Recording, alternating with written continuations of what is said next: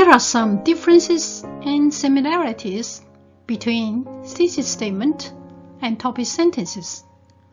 For similarities, they are all main ideas for what they cover, which claim the proof and support.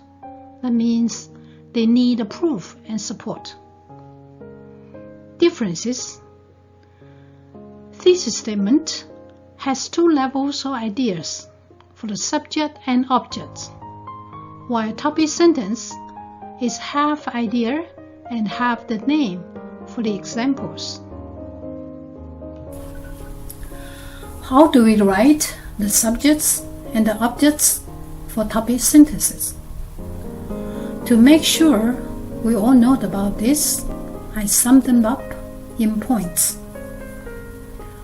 1. Topic sentence subjects are the same idea concepts from controlling ideas of the thesis statement.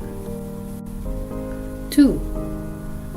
Topic sentence objects are the new words to represent examples in next level. 3. So objects are not any ideas inherited from the above level. They are actually the names that generalized all examples in that paragraph. 4. These examples of the factual evidence will support their subjects, which are upper level.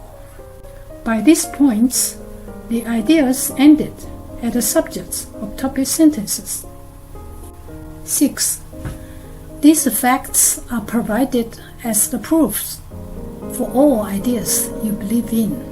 7. The whole essay is a two-way support. Ideas versus facts, claim versus proofs, or defense, and beliefs versus evidences. Since the objects of the topic sentence are the next level of the subjects, the meaning should be narrower than the subjects. This more official way and direct. In this way, the objects always supports the subjects from a few angles at different sizes.